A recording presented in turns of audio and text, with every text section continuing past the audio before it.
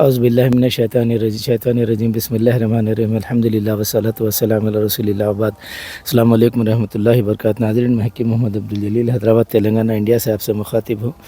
ابھی اس کو ایک جھاڑی نما ہے، یہ درخت ایک جھاڑی نما ہوتا ہے، اس کو محمودہ کہتے ہیں۔ یہاں کے حیدرآباد کے تلنگانہ کے حکیم اس کو خاص طور سے محمودہ کہتے ہیں۔ اس میں ایک یہ جیسے کالے پھل ہے، دیکھیے، ایک کالا محمودہ بولتے ہیں اور ایک سفید ہوتا گورا محمودہ بولتے ہیں اس کو، یا سفید محمودہ بولتے ہیں، اور تیلگو میں اس کو پلچر چٹو دو نام ہے اس کے۔